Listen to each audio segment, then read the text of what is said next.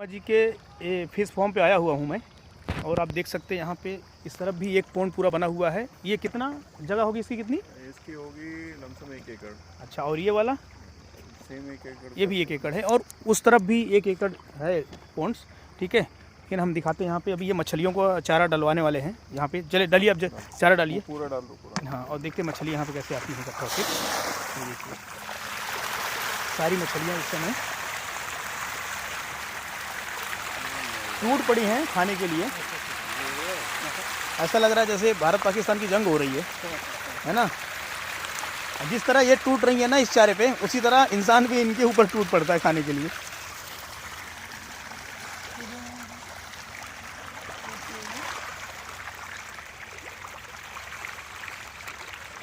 ये देखिए,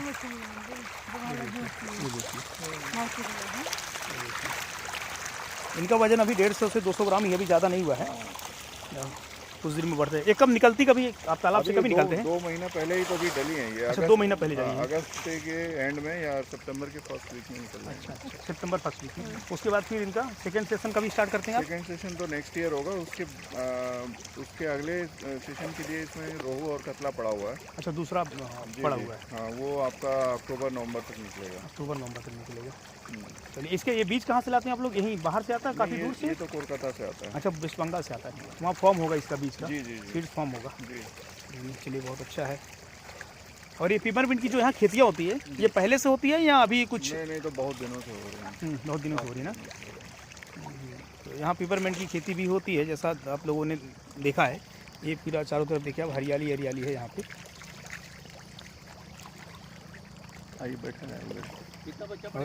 इस तरफ देखिए, ये पिपरमिंट की खेती होती है यहाँ पे। ये देखिए, वहाँ पिपरमिंट, सारी पिपरमिंट की खेती है दूर दूर आप जितना देखेंगे। ये तालाब है बीच में। भाई साहब का 3 एकड़ इन्होंने लिया हुआ है, जैसा इन्होंने बताया अभी मुझे। और ये बता रहे थे काफ़ी अच्छा प्रॉफिट है इसमें। 15 लाख इन्वेस्टमेंट है 3 एकड़ में, और 45 लाख निकलता है।